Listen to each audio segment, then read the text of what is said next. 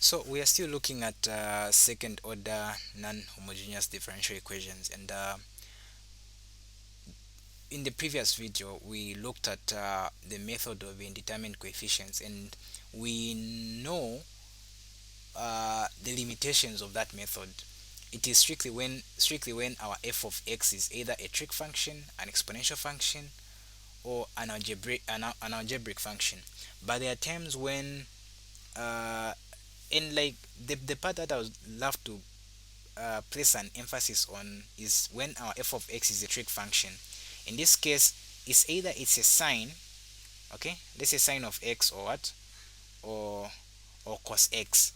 We didn't really talk about what happens when it's tan, or let's say if it's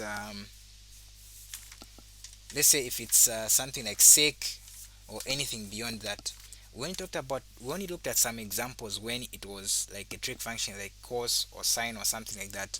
But let's say it's tan, let's say it's cot, or it's a combination of these two, or let's say it's uh, x tan x or something, or let me say it's e to the x tan x.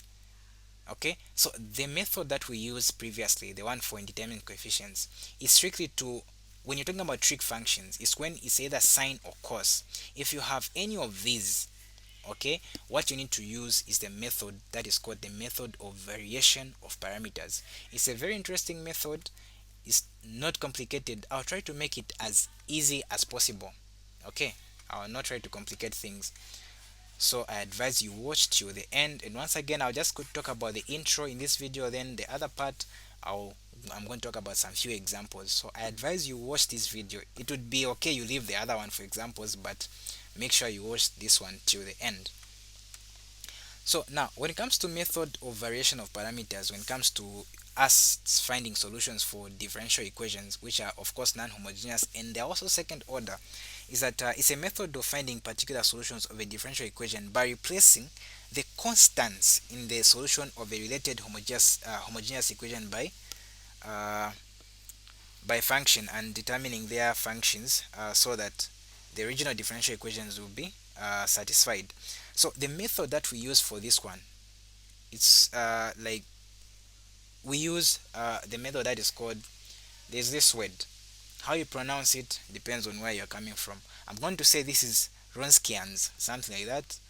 Okay, but at least I know the spelling, even though someone might say that I'm not pronouncing it as it's supposed to. I know the spelling, which is okay for me. Yeah, it's Ronskians. So that's what we're going to use to come up with the solutions that we are looking for. So now, here is the idea of this same Ronskians. Okay, so what it is that, of course, we'll still say y is equals to y, okay, y is equals to the complementary function plus the particular solution. So now what happens is that we're going to have a yp, okay, uh, we're going to have like the yps being equals to uh, ui. Remember, there are several methods in terms of approaching Wronskians, but this is a method that I'm using. Then you're going to have your y1, okay, plus your u2, then your y2. So what happens is that, uh, remember, our complementary function is equals to what? Is equals to a y1, okay, plus b y2. What do I mean? For example, let me just bring you back a little bit. Let's say remember to say we find the complementary function from the homogeneous differential equation. So let's just say our homogeneous differential equation gives us a complementary function of let's say a e to the x plus b e to the minus 2x, like that. This is y2 and this is y1. That is what it means. It's very, very simple. That's what it means there. So it basically means to come up with that particular solution, you need to have your u1, your u2, and your y2. In this case, you can determine your y2 from the homogeneous, from your complementary function that you determine from the homogeneous differential equation, then, and your y1 as well. So what about What about the y1? I mean, what about the u1 and the u2? Where do they come from? This is where now Wronskians come in the picture. So what do we do? For Wronskians, it's the fact that we are going to say Wronskians, which is indicated by W, is going to be equals to uh, you're going to have your y1 here, okay? So it's very important you observe before I even continue that it's very important that you find the correct value or expression of y1 as well as y2. Then here you're going to have your what? Your y prime of 1. Then you're going to have your what? Your y2. Here you're going to have your y prime of 2, like that. Okay. So this here is going to give us Wronskians. Then uh, one thing that we also have to find is we also have to find what I'll just call like Wronskians 1 or W1 which is going to be equals to um, 0 here, okay, 0 here. Then here I'm going to have my g of x. I'll explain what this means. Then here I'm going to have my y2. Here I have my y prime of 2, okay. Then lastly I'm going to say w2 is going to be equals to I'll say y1 y prime of 1. Then here I'll say 0. Then g of what? G of x. So now the question is that before I continue, where does the g of x come from?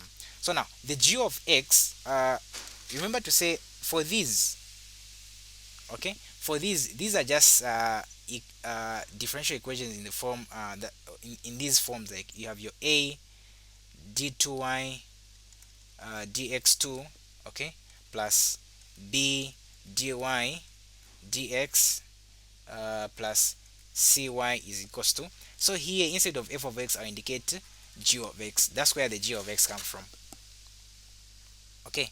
It's simply the same value that we equate it to. So whatever value that you have here, that is simply what? Your g of x.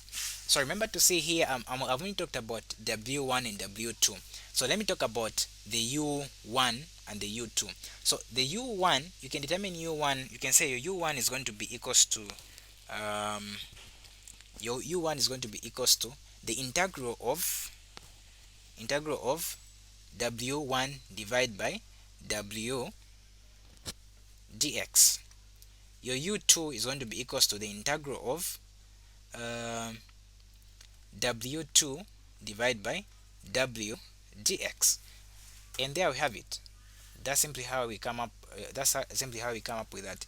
And you might observe to say, depending on the text that you are using, you may find that firstly what they say is that your u prime 1 will be equals to what? Your w1 divided by what? Divide by w. Same applies to u prime 2, which is going to be equals to w2 divided by what? Divide by w, of which whatever that you find, you just integrate it, then it gives you a u1. Same here, it gives you a u2. So I've just written it like this in a much straightforward manner, and that will give us that. So we come up with a complementary function. To come up with a particular solution, first of all we have to know this. Of course we get it from that. We have to know this. Of course we get it from this. We have to know u1, we get it from that. Same as u2, we get it from that as well. And that's how we use a method of variation of parameters to come up with the solutions of the given differential equations. So that's all in this video. Make sure you watch the next one as well, where we're going to do some examples. So once again, there are several methods that you can go about variation of parameters. For me, I feel this is the easiest method that you can use. Yes, so that's all in this tutorial. Thank you very much for watching.